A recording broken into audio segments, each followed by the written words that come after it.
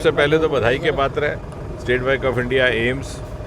State bank of India जो भारत की विकास यात्रा का एक प्रमुख अंग रहा है, आज़ादी से पहले से लेकर के आज़ादी के बाद तक 200 साल पुराना ये संस्थान, और एम्स जम्मू जो हमारे जो नवीनतम एम्स हैं उनमें से एक है।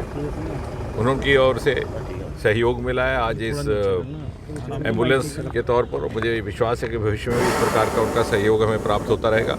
इसमें महत्वपूर्ण बात यह है कि पिछले 10 वर्षों में प्रधानमंत्री श्री नरेंद्र मोदी जी के नेतृत्व में दोनों ही सेक्टर्स ऐसे हैं, बैंकिंग सेक्टर और स्वास्थ्य सेक्टर, जिसको सर्वोच्च प्राथमिकता दी गई है। यदि आप बैंकिंग की बात करें तो ये प्रधानमंत्री मोदी जी की सोच थी कि हर व्यक्ति का बैंक का खाता होना चाहिए, और मुझे प्रसन्नता ये कहते हुए कि स्टेट बैंक ऑफ इंडिया ने उस समय भी अगुवाई करते हुए हमारा सहयोग किया। देखते ही देखते हर भारतवासी का खाता खुला, और न केवल उसका खाता खुला बल्कि उसका आत्मसम्मान भी बढ़ा।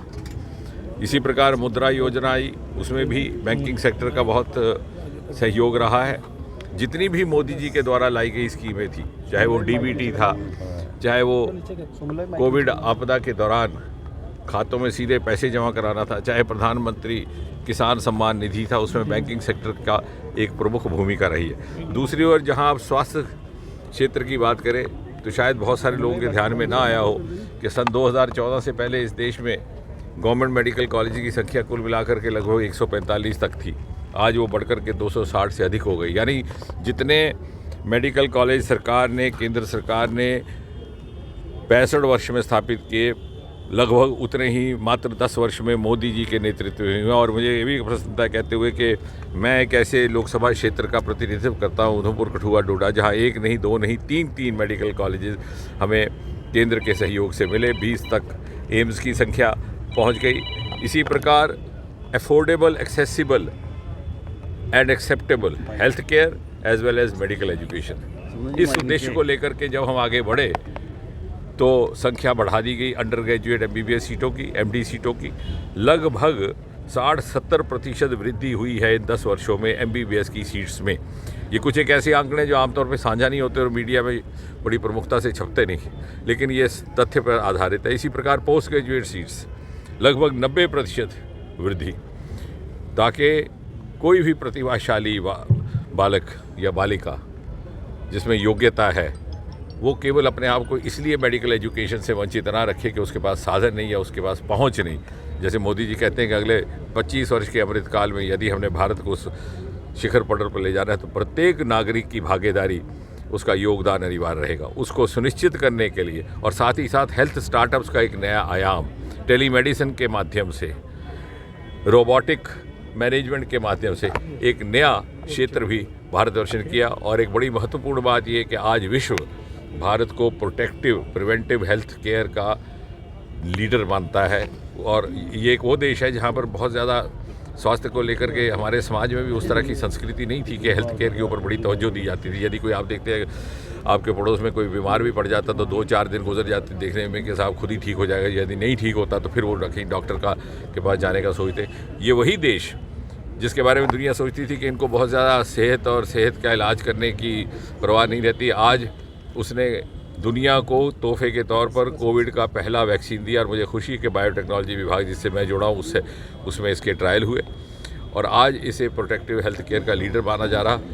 जहाँ एक समय भारत दूसरे देशों की अगुवाई में काम करता था, आज दूसरे देश भारत की अगुवाई में काम करने को तैयार हैं। और साथ ही साथ एम्स में खड़े होकर के मुझे साधुवाद भी करना और बधाई भी देनी है जो हमारे यंग डॉक्टर्स हैं, रेजिडेंट्स हैं, जिन्होंने रातों रात कोविड की आपदा में अपनी प्रतिभाशाली परिश्रम से इस देश को आपदा से निकालने का काम किया। सर, सूरज का उसमें ऐसा है कि हमारे दोनों मिशन लगभग एक ही साथ चले थे।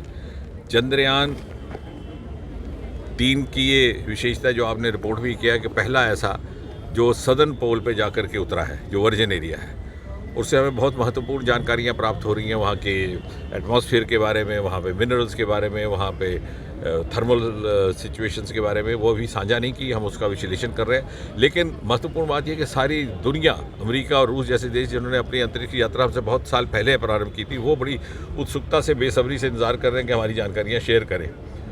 क्योंकि भले ही अमेरिका ने मानव को सबसे पहले उतारा था चांद की धरती पर सन 2069 में, लेकिन ये हमारा चंद्रयान था जो वहाँ से पानी के होने के प्रमाण लेकर के आया H2O मॉलिक्यूल। उसका महत्व ये है, जो कि वैज्ञानिक लोग समझते हैं, कि पानी के अस्तित्व का अर्थ ये होता है कि कहीं ना कहीं जीवन की भी संभावना हो सकती है। वो तो आगे जाकर के विश्लेषण और शोध का एक विषय रहेगा।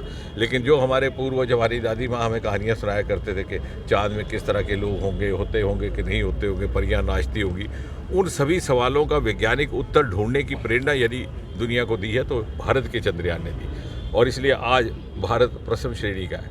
और इसी तरह से आदित्य मिशन, उससे प्रारंभिक फिल्में आनी शुरू होंगी। जनवरी के मास में वो अपनी पूरी कामकाज प्रारंभ कर देगा। इसमें महत्वपूर्ण बात जो मीडिया के साथ साझा ये करनी है कि चंद्रयान मिशन जब लॉन्च हुआ तो 1000 मीडिया हमारे मित्र वहाँ मौजूद थे उसको देखने के लिए, उस लॉन्चिंग साइट पे श्रीहरिकोटा में। और जब आदित्य की लॉन्चिंग हुई तो लगभग 10,000 वहाँ पर श्रोता उसको देख रहे थे। और ये इसलिए महत्वपूर्ण बात है कि ये मोदी जी के कारण होगा। ये वही श्रीहरिकोटा, वही इसरो जो पहले बाहर के लोगों के लिए पाबंद था, उसके फाटक के अंदर किसी को झांकने की इजाज़त नहीं थी। जब मुझे किसी मीडिया वाले ने वहाँ पूछा, जैसे चंद्रयान की लॉन्चिंग हुई, कि किसी आलोचक ने कहा कि इसमें नया क्या है जो इतना जश्न मनाया जा रहा, तो मैंने उनसे पूछा कि आप पिछली बार कब आए थे यहाँ? उन्होंने कहा मैं पहली बार आया। मैं कहा यही नया है। मोदी जी ने इसको खोल दिया पब्लिक प्राइवेट पार्टिसिपेशन के लिए, और आने वाले समय में हमारा जितना भी विकास होगा वो सामूहिक प्रयास से होगा। प्राइवेट और पब्लिक की ये लकीरें जाती रहेंगी और ये सामूहिक सिनर्जाइज प्रयास का नतीजा है। आज हमारे पास 3-4 साल के भीतर ही 150 से अधिक स्पेस में स्टार्टअप्स हैं। उनमें से जो पहले आरंभिक दिनों के थे, स्काई रूट्स इत्यादि, वो अब एंटरप्रेन्योर बन चुके हैं। एक नया सेक्टर, हमारे इतने योग्य नौजवान विदेशों में चले जाते थे क्योंकि स्पेस में एक्सपर्टाइज हासिल करने के बाद, स्पेशलाइजेशन करने के बाद यहाँ पर उनके पास जीविका कोई साधन नहीं था। तो मोदी जी ने, जिसे मीडिया ने कहा unlocking of the space sector, हमारे पास सब कुछ था, हमारे पास प्रतिभा थी, हमारे पास योग्यता थी, हमारे मेहनत करने का मादा था, आंखों में सपने थे, दिल में अरमान थे, लेकिन हमारे पास वो साधन नहीं थे जो नीति निर्धारकों ने देने थे। तो मोदी जी ने वो अनेबलिंग मिलियो दिया। अगर आप देखेंगे, सारा भाई ने जब ये कार्यक्रम शुरू किया था तो अपने साइकिल के कैरेज पर सवार ले जाते थे। आज वही नासा, जो अमेरिका का संस्थान है, हमसे सहयोग मांग रहा है। तो कहने का तात्पर्य, ये आदित्य है या चंद्रयान है, ये भारत की तेज़ प्रगति का एक प्रतीक बन करके दुनिया के सामने आए हैं।